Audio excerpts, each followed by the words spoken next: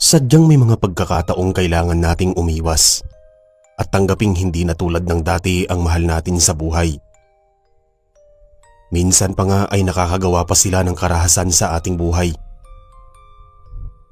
Isang mapagpalang araw sa iyo, Sir Eric, at sa mga tagapakinig. Isa po ako sa masusugid ninyong tagapakinig. Kaya naglakas loob po akong magbahagi sa inyo ng kwento. Maraming salamat po sa pagpili ninyo ng aking kwento. Tawagin niyo na lang po ako sa pangalang Teresa. Hindi ko tunay na pangalan. At sarili ko pong karanasan ang ikikwento ko po sa inyo tungkol sa pagsama ko sa aking biyenan, kung saan natikman ko ang masarap na adobo na kanyang inihanda, nakamuntik ng maging mitsa ng aking buhay. Ito po ay hango sa totoong nangyari sa buhay ko. Bahala na po kayo kung maniniwala kayo o hindi. Hinding-hindi ko makakalimutan noong taong 1994. May dalawa na kaming anak ng asawa kong si Emmanuel. Nakatira kami sa probinsya ng Samar at humiwalay kami sa kanyang pamilya. Nagpagawa kami ng kubo malapit sa aking mga magulang. At sa araw-araw ay malayang nabibisita ng aking mga magulang ang aming maliliit na mga anak. Hindi ko malaman kung ano ang dahilan bakit umiiwas ang asawa ko sa kanyang ina. Hindi man lang kami bumibisita sa bahay nito at ayaw niyang dumalaw kami. Umakamusta lang ang kalagayan nito. Hindi ako pinanganak sa Samar pero nasanay na akong mamuhay doon at nakisama ako ng maayos sa mga residente. Bagamat napupuno pa rin ng kababalaghan ng kinaroroonan ng aming pamilya, kami naman ay masayang namumuhay ng payak. Isang araw ay namalengke ako sa bayan. Tamang-tama lang na nakaagap ako sa pagpunta sa bayan at nasaksihan ko ang makulay na parada at napakaraming tao sa paligid. Napuno ng mga banda, parada at iba't ibang aktibidad sa tabi ng kalsada. Kaya naman halos magsarado ang daan at kung saan-saan umiikot ang ruta ng mga sasakyan para lang makaiwas sa trapik. Napakasaya at talagang nakikipagsiksikan ng mga turista at mga kumukuha ng larawan sa dami ng mga tao na nanonood ng parada. Hindi ko inaasahang makikita ko at makakalapit ko si Nanay Pilisa na aking biyenan. Sadyang mapaglaro talaga ang kapalaran at hindi ko sukat akalaing magkikita pa kami sa halos ilang taon na hindi ko man lang siya nakausap. Tadhana na yata ang nagtatakda para magkita kaming muli pero hindi ko maunawaan kung bakit at sa ganoong pagdiriwang pa. Natuwa ako na may kasamang habag habang ngumingiti ako at kinukumusta ang kanyang kalagayan.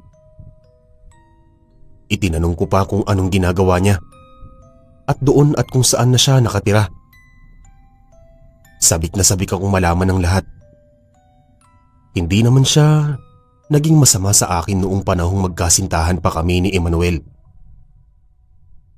Tumugon si Nanay Pilisa at nabanggit niya na sa Samar din siya maninirahan. Subalit may kalayuan ang kanyang bahay. Namumuhay siya ng mag-isa at madalas naman siyang binibisita ng iba niyang mga kaibigan. Kinamusta niya kami, partikular si Emmanuel, at kita ko ang pangungulila sa kanyang mga mata. Pero kaagad naman siyang nakabawi. Sa pagkakita namin ay sumilay na naman ang panibagong pag-asa. Ngumiti siya sa akin at niyakap ako ng mahigpit. Noon ko lamang nadama ang mainit niyang pagtanggap at pasasalamat sa akin. Hindi ko man lang siya kinakitaan ng pagkailang sa akin at kita ko ang pangingislap ng mga mata niya. Kaya pakiramdam ko ay ganoon lang ang kasabikan niyang makakwentuhan ako. Nakipagkwentuhan ako sa kanya at gumaan ang loob ko sa kanya. Naisip niyang imbitahan ako sa kanyang bahay at mapatikim ng kanyang mga inahandang pagkain para sa araw ng pista. Sa pagkakataong yun ay natuwa ako at naisip ko na hindi rin naman ako magtatagal sa kanilang bahay at uuwi din ako sa aming bahay Gusto ko lang siyang mapagbigyan at malaman kung anong uri ng pamumuhay mayroon siya noong mga panahong yon. Kaya naman tinanggap ko ang kanyang alok at kaagad akong sumama sa kanya. Naglakad kami sa kahabaan ng daan at nakipagsiksikan sa mga tao. Kita ko na malakas pa rin si Nanay Felisa at mukhang malusog pa rin ang kanyang pangangatawan. Mukhang naaalagaan niya ang kanyang sarili at pinagmamalasakitan siya ng kanyang mga kaibigan. Naiinis lamang ako sa pinapakita sa kanya ni Emmanuel. Hindi ko malaman kung bakit ganoon na lang ang galit niya sa kanyang ina at hindi niya ito magawang mapatawad. Maya-maya ay nakalagbas na kami sa karamihan ng mga tao. Huminto kami sa isang kanto at nakasabat kami ng tricycle driver. Kinausap siya ni Nanay Felisa at sinabihan niya akong sumakay sa tricycle. Kung saan-saan kami dumaan para lang makaiwas sa maraming tao at mga naggigit-gitang mga sasakyan. Sa tagal ng aming biyahe ay nakipagkwentuhan na lamang ako kay Nanay Felisa. Kaso binuksan ng driver ang stereo at dumagundong ang malakas na tunog ng musika. Kaya naman hindi na kami nakapag-usap ng maayos. Saglit akong tumingin sa daan at napakaraming tao pa rin sa daan. Palakad-lakad at mga naggagagala, may iba pang turista ang kumukuha ng mga larawan at masayang tumitikim ng mga pagkain na binebenta sa tabi ng daan. Pinilit ko mag-focus sa pinag-uusapan namin ni Nanay Felisa hanggang sa hindi ko na namalayang natapos na pala ang awitin at inabot na kami ng gabi sa pagbabiyahe. Huminto kami sa isang bukana na medyo may kalayuan. Papasok ang daan at pakiramdam ko ay lagpas na yon sa bayan. Hindi ako pamilyar sa daan. Maraming puno at mukhang matatalahib ang lugar na pinuntahan namin. Kung iisipin ay parang lugar yun kung saan dinadala ang mga pinapatay na mga tao. Nabahala ako at naisip kong ligtas bang nakatira sa lugar na yon si Nanay Felisa at kung wala bang masamang nangyayari sa kanya. Noon lamang ako nakarating sa mismong bahay ni Nanay Felisa kaya magkahalo ang kasabikan at kaba sa dibdib ko. Pagkadating namin sa kanilang bahay ay namangha ako sa mga antigong gamit. May mga mangilan-ngilan din siyang mga bisita at sa unang pagkakataon ay nakilala ko ang kanyang mga kaibigan. Mga matatanda na rin sila at ang iba ay mapuputi ang mga buhok pero hindi ko pa bakas ang kahinaan sa kanilang katawan. Magiliw akong nakipagkilala at bumati sa kanila. Mukhang mabait at malambing ang kanyang mga kaibigan. Maya-maya ay pinaupo niya ako sa mahabang lamesa at pinaghintay niya ako sa kanyang ilulutong masarap na adobo. Simula pa lang noong umalis siya sa kanilang bahay at namuhay mag-isa, ay kinahiligan na niya ang magluto at adobo ang kanyang espesyal na lutuin. Marami pala sa mga kaibigan niya ang nagpapaluto sa kanya ng adobo. Abala sa pag-iinuman ng ibang mga bisita sa sala samantalang ako naman ay nakikipagkwentuhan at nakikipagtawanan sa ibang matatanda. Magiliw at mapagbiro din pala ang mga matatandang babae at lalaki. Pinagmasdan ko ang kabuuan ng bahay ni Nanay Felisa at masasabi ko na hindi ito napabayaan at mukhang alagang-alaga sa punas. Siguro ay masipag at matyaga siyang naglilinis ng bahay sa araw-araw kahit nagsusulo lamang siyang naninirahan doon. Lumipas pa ang ilang sandali at lumabas mula sa kusina si Nanay Felisa at may dala siyang umuusok na adobo sa isang malaking mangkok. Napupuno yun ng mga patatas. Sa kulay pa lang ito ay mukhang katakam-takam ang amoy nito. Siguradong garantisadong malinamnam ang adobo. Kung isinama ko pala ang mga anak ko ay tiyak na maiibigan nilang kumain ng adobo na ginawa ng kanilang lola. Pagkalapag ni Nanay Felisa ay nalanghap ko ang masarap na aroma ng adobo. Kaya lang ay hindi makukumpleto ang lahat kung hindi ko ito mapipigaan ng katas ng kalamansi. Mahilig ako sa maaasim at lahat na lang ng pagkaing maibigan ko ay nilalagyan ko ng kalamansi. Minsan ay naiinis na sa akin ang asawa ko. Pero wala naman siyang magawa sa mga estilo ko sa pagkain. Mabuti na lang at may ilang piraso ako ng kalamansi sa aking dalang bayong. Nagpasalamat ako at isang matamis na ngiti ang pinukol ni Nanay Pilisa sa akin bago siya bumalik sa kusina. Kinapa ko ang bayong at mabuti na lamang at may natirang isang piraso ng kalamansi na natira mula sa nabili ko sa palengke noong umaga. Tinusok ko ng tinidor ang kalamansi at ipiniga ko ang katas ng buong adobo. Laking gulat ko nang mapansin kong bumula ang adobo. Pagkatapos ay umuusok at makalipas ang ilang sandali ay unti-unting nagbago ang anyo ng pagkain. Nakita ko ang ilang piraso ng daliri ng mga tao. Putol-putol na tenga, ilong, tinadtad na dila at iba pang mga bahagi ng katawan ng tao. Napasigaw ako sa sobrang sindak at nagawa ko pang mapatayo sa lamesa habang namimilog ang aking mga mata. Napatingin sa akin ng ibang bisita at namamawis ako sa sobrang takot. Nagtayuan pa ang mga balahibo ko sa katawan. Naagaw ko ang atensyon ng lahat. Tumigil sila sa kanya-kanya nilang mga ginagawa at tinignan nila akong mabuti na parang nagtataka sa aking kinikilos. Naisip ko noong mga oras na yon kung nalalaman nilang mga putahing inihain sa kanila ng biyanan ko ay may laman loob ng tao. O di kaya ay baka mga aswang na rin ang mga bisita niya sa kanyang bahay. Biglang lumabas mula sa kusina si Nanay Pilisa at tinanong niya ako kung may problema ako at bakit ako sumisigaw na parang natatakot. Sa mga sandaling yon ay mabilis akong nakaisip ng palusot. Bigla akong humahalakhak at humingi ng tawad dahil nadala lamang ako ng emosyon sa mga pinagkukwentuhan namin ng mga matatanda. At saka ako bumalik sa lamesa. Nagpatuloy sa kanya-kanyang gawain ng mga bisita na parang walang nangyari at hindi nila napansin ang laman ng mangkok. Kaso ay hindi ako nakaligtas nang bumulaga na naman sa akin si Nanay Pilisa, buhat sa kusina.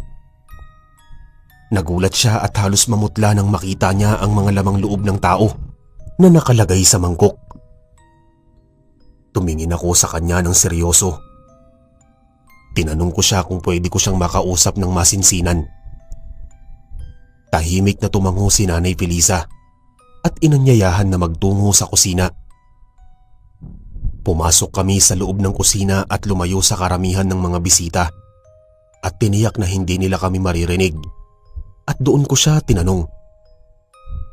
Tinanong ko siya kung bakit niya ako pinakain ng karne ng tao at kung isa ba siyang aswang. Biglang napaluha si Nanay Pilisa at pilit na iniaabot ang kamay ko bago siya nagwika. Ipinaliwanag niya sa akin ang lahat. Batay sa kanyang kwento, matagal na siyang aswang at isa yun sa dahilan kung bakit namuhi sa kanya si Emmanuel at maagang namatay ang kanyang asawa. Inamin niya sa akin na sinadya niyang bigyan ako ng adobo na gawa sa karning tao dahil gusto niyang maging katulad niya ako upang may makasama na siya sa kanyang tinutuluyang bahay at hindi na siya malungkot na mag-isa. Sa mga sandaling yun ay may bahagi sa puso ko ang nasaktan. Pero ibinalik ko sa katotohanan ng realidad na isa siyang aswang at kamuntik na akong mahulog sa patibong dahil na naman sa maling desisyon. Napapailing ako. Hindi ako makapaniwala na magagawa niya akong yang gawin para lamang sa kanyang personal na interes.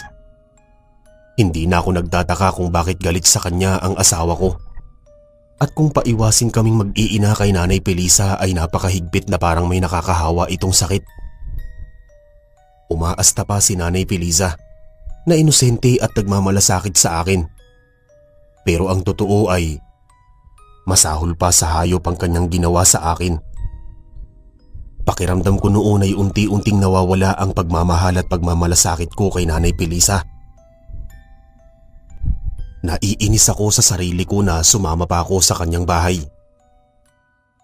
Nagulat pa ako noong yumakap si Nanay Pilisa sa akin at pinipilit niya akong kumain ng adobo upang maging kawangis niya ako, subalit nanlaban ako at pilit na iniaalis ang mga kamay niya sa balikat ko. Nakiusap ako sa kanya na itigil na niya ang ganoong uri ng karahasan sapagkat ginagawa lang niyang komplikado ang lahat at balak niya pa akong hawaan. Hindi na siya naawa sa akin. Walang ano-ano ay bumangis ang kanyang muka at nanlisik ang kanyang mga mata. Tila nagalit siya sa mga sinabi ko sa kanya. Hindi niya siguro matanggap lahat ng pakiusap ko sa kanya at sumiklab ang galit niya. Sinabi niyang bastos ako at walang respeto bilang manugang niya. Dapat man lang daw ay magbigay ako sa kanya ng paggalang at pagsunod sapagkat inaring niya ako at bahagi ako ng kanilang pamilya.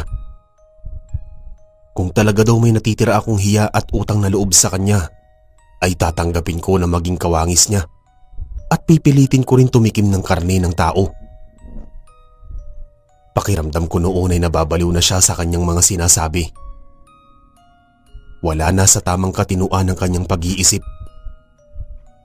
Parang ipagpalitan niya ang bagay na alam niyang kasusuklaman ko at hindi ko kailanman magagawa.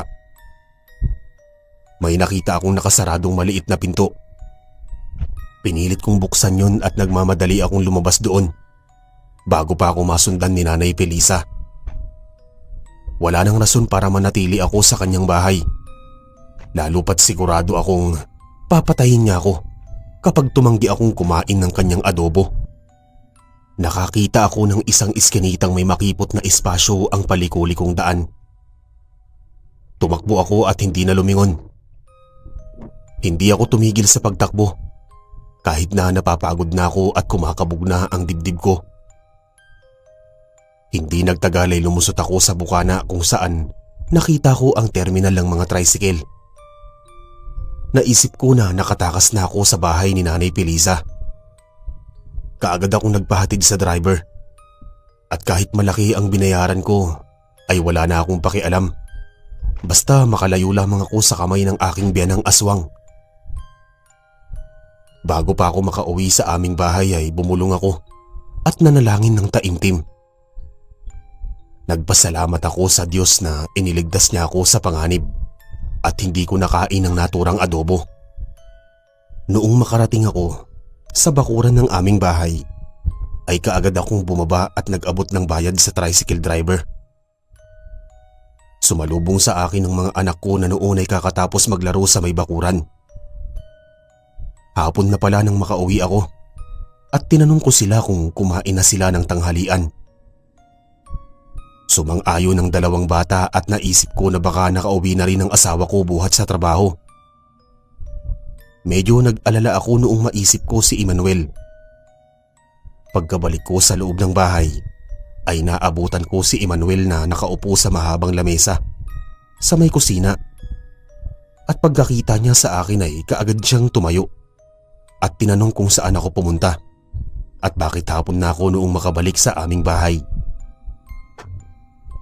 Nabanggit niya na hindi siya pumasok sa trabaho at siya na ang nagbayad ng mga pagkain ng mga bata, gayon din ang gawaing bahay.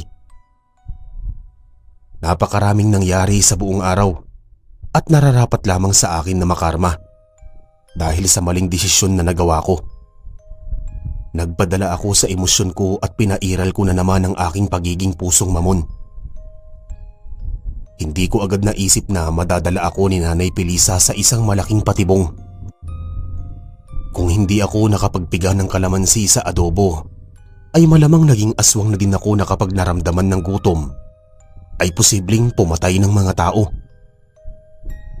Nagtapat ako kay Emmanuel at nabanggit ko na nagtungo ako sa bahay ni Nanay Pilisa sapagkat inimbita ako nito na kumain sa kanila.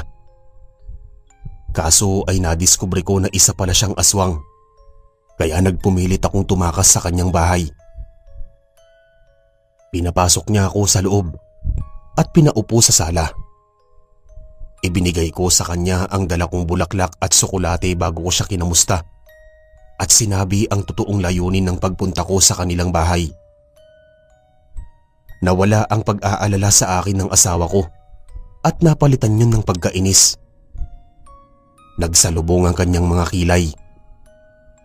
Lumapit siya sa akin at sinabing ilang beses na niya akong binalaang wag makikipagkita o papansinin si Nanay Felisa, pero matigas ang aking ulo.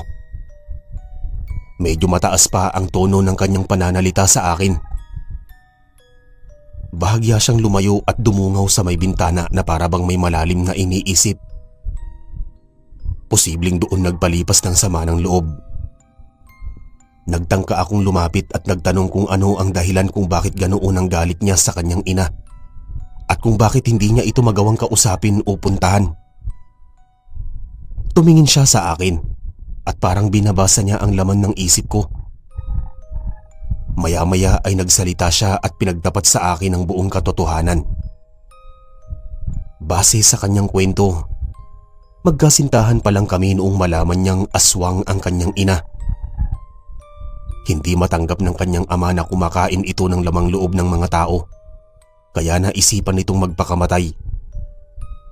Naglayas ang kanyang bunsong kapatid na si Adelpa at marahil ay hindi na makayanan ang ginagawang karahasan ni Nanay Felisa.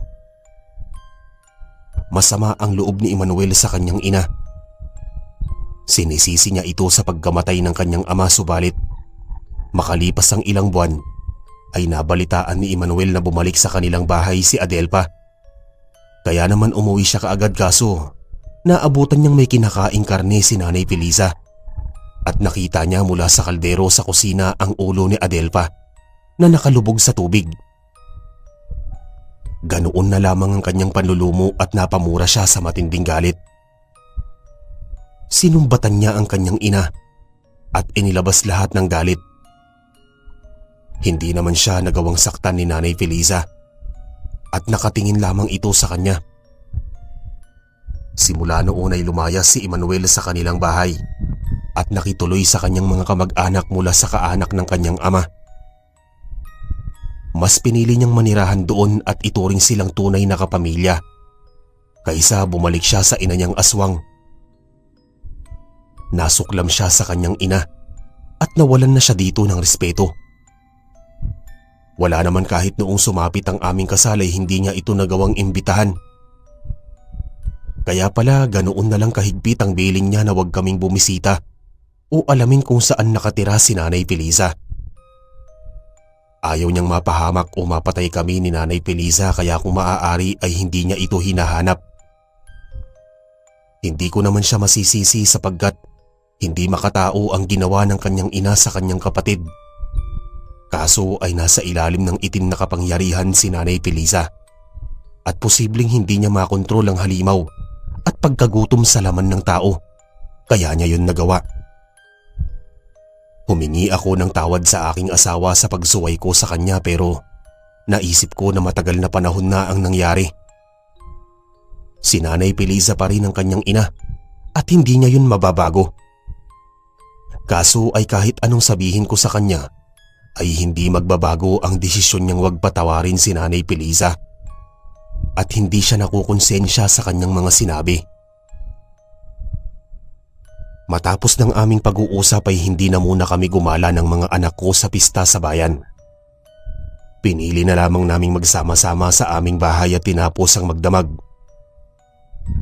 Kinaumagahan, balitang-balita ang iba't ibang mga kaganapan sa bayan. Walang patid ang kasiyahan ng mga kapitbahay namin habang inaalala ang mga masasarap na pagkain, mga bisita, maging ang mga palaro sa nagdaang araw. Walang pasok ang mga bata, kaya naman isinama ko sila sa palengke. Namili kami ng malulutong ulam. Ibinili ko din sila ng prutas at iba pa nilang pangangailangan. Noong makatapos kami sa pamimili, ay hindi ko inaasahang makikita ko na naman si Nanay Felisa.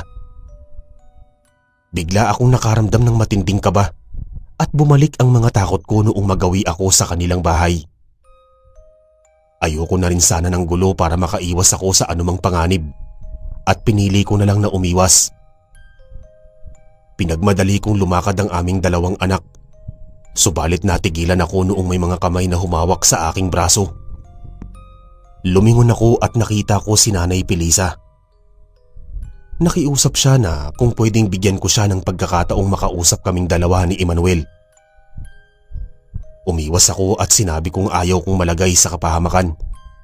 Kung maaari ay lubayan niya na kaming mag-anak at wag na siyang magpakita sa amin kahit kailan. Pero naririnig ko ang mga pagsusumamo ni Nanay Pilisa. Nasorpresa pa ako noong mapansin kong may mga luha sa kanyang mga mata. Pakiramdam ko ay kinurot ang puso ko. Pero mas nanaigang pagnanais ko na makaiwas sa kanya.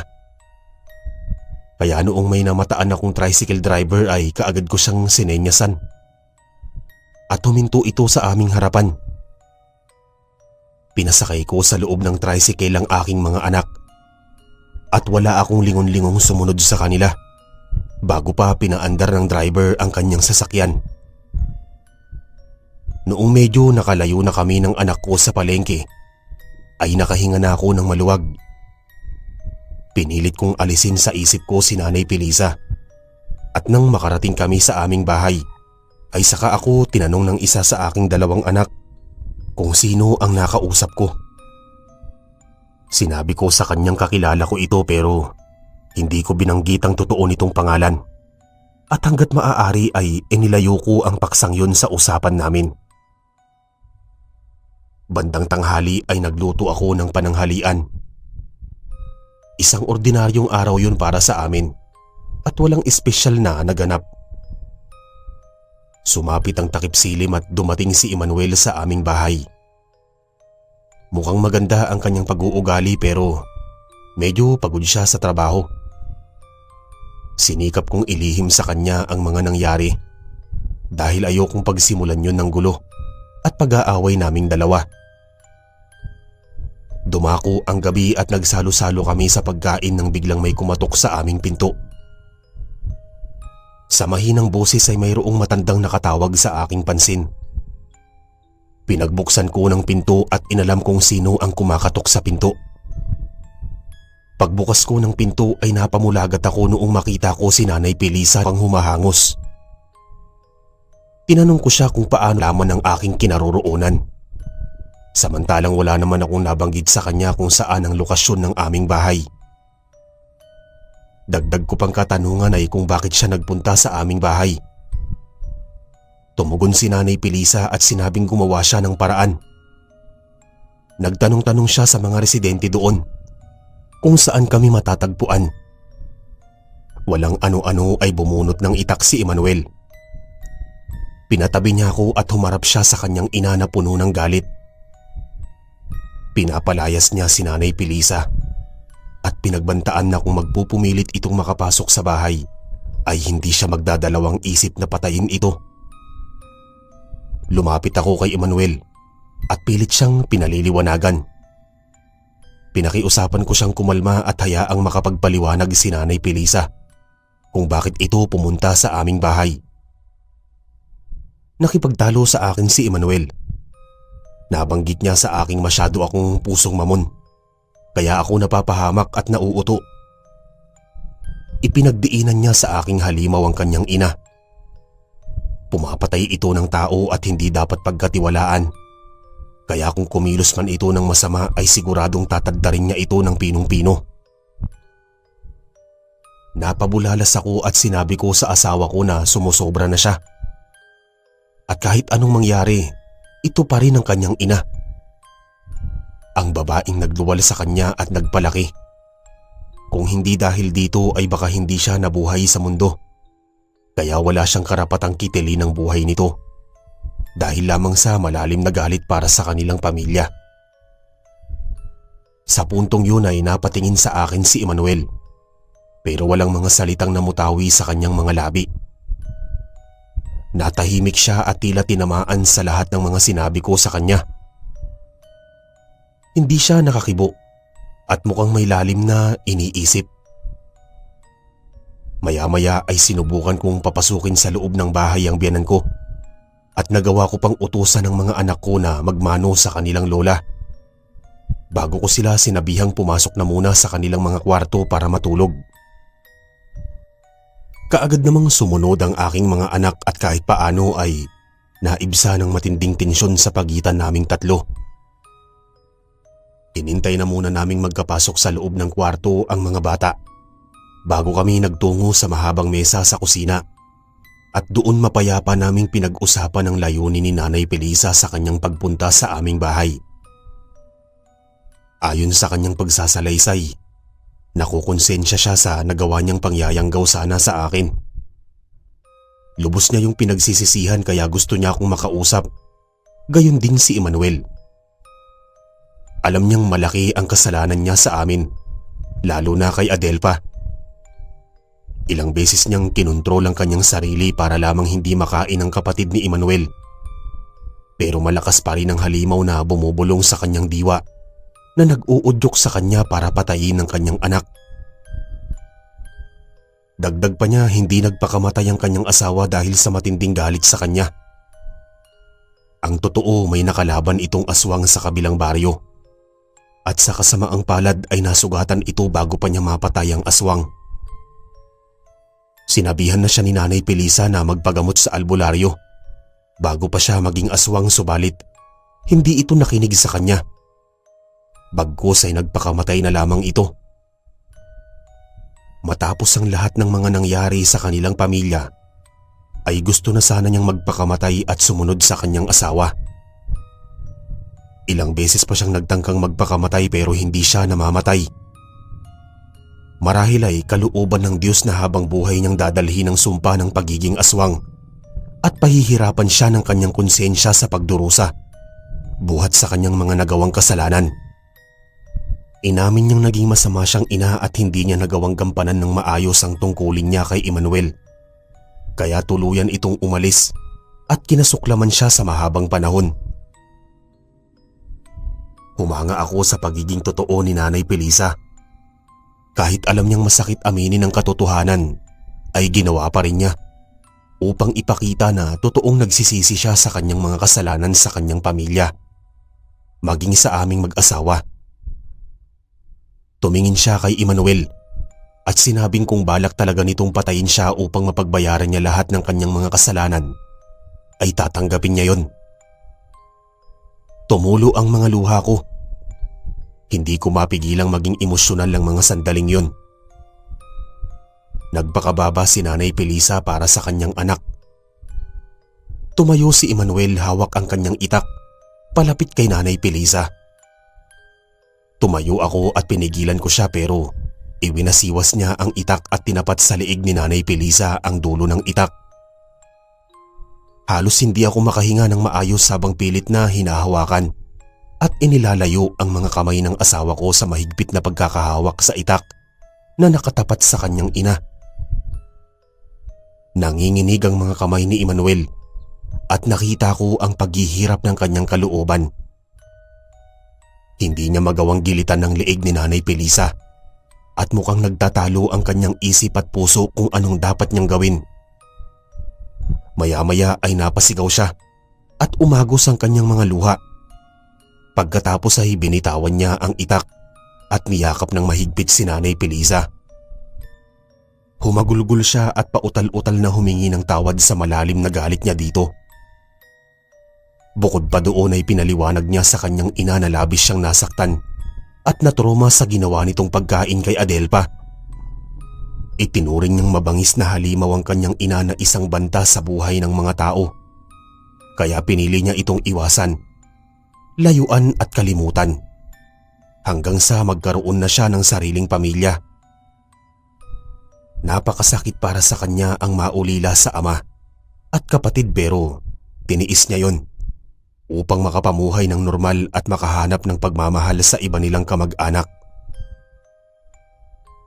Humingi pa muli ng tawad si Nanay Felisa kay Emmanuel at sinabi niyang sinikap niya itong hanapin kaso ay nag-aalangan siyang puntahan ito sapagkat malaki ang atraso niya dito. Napakatagal noong tagpong yon at may ngiting bumakas sa labi ni Nanay Felisa. Matapos niyang tugunin ang mga yakap ni Emmanuel sa mahinang tinig, ay nagpasalamat siya sa aking asawa. Tila natapos na ang mga oras na yon na nawala ang bigat sa aming dibdib Noong mahimasmasan kaming lahat ay hindi na nagtagal si Nanay Felisa sa aming bahay at bumalik siya sa kanyang tirahan. Nang makaalis siya sa aming bahay ay nagtungo kami ng asawa ko sa aming kwarto. Nagpapasalamat ako na hindi na istorbo sa pagtulog ang aming mga anak. Napansin ko pa habang nakahiga sa kama na hindi kaagad makatulog si Emmanuel. Pabaling-baling siya sa kama at tila may malalim na iniisip. Tiyak na may kinalaman yun sa aming naging pag-uusap. Sa kinaumagahan may pasok ang aming anak sa paaralan. Hindi na muna pumasok sa trabaho si Emmanuel at nagawa naming mag-usap ukol kay Nanay Felisa. Suhestyon ko sa kanya na kung pwede naming ipagamot si Nanay Felisa kay Mang Nestor upang mawala ang pagkaaswang nito. Medyo hindi siya kaagad nakasang-ayon sa akin sapagkat delikado ang bagay na yon at baka maging mitsapa ng kanyang buhay.